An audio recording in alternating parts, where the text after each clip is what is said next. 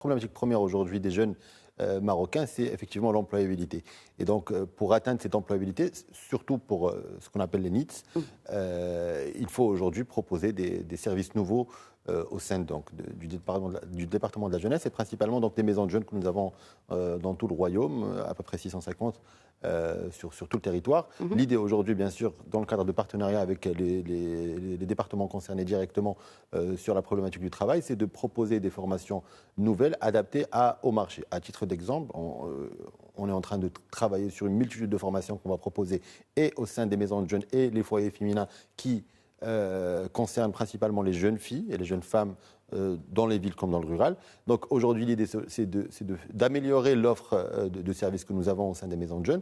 Et je donne à titre d'exemple, je le donne souvent parce que c'est aussi des métiers d'avenir ou des métiers du présent dans certains pays. C'est la problématique du coding liée à la problématique du gaming. C'est des choses sur lesquelles aujourd'hui on essaie d'insister parce que c'est, vous l'avez rappelé tout à l'heure, c'est le ministère de la Jeunesse, de la Culture et de la Communication. Et ça tombe bien parce que quand on parle de gaming, les trois sont concernés.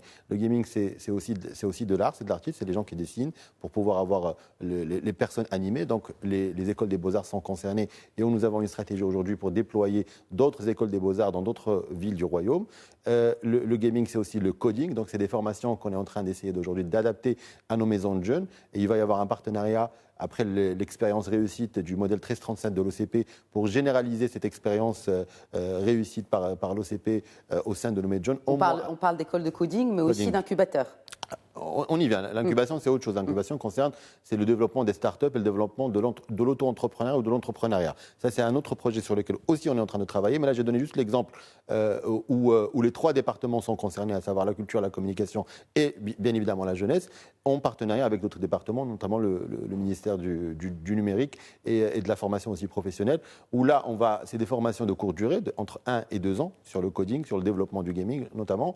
Et donc, pas besoin d'une formation au préalable. Donc, on est en train de parler de la population dont on traite aujourd'hui, c'est-à-dire les Nice, pour leur donner une ouverture, une possibilité de rêver, une possibilité d'avoir un métier aussi un peu, on va dire, futuriste, un métier qui n'existe pas encore au Maroc.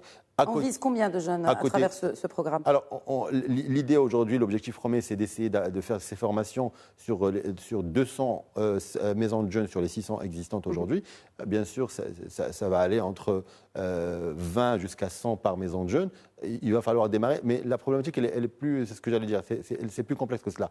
On va proposer les formations, on va adapter les maisons de jeunes par rapport à ces formations qu'on va proposer, mais à côté, le ministère, là, avec le département de la communication, on essaye aussi de voir un petit peu d'intéresser les éditeurs. Les éditeurs, c'est ces compagnies, ces boîtes, ces grosses structures internationales qui travaillent, qui créent des jeux vidéo. Parce qu'il faut aussi ramener l'investisseur.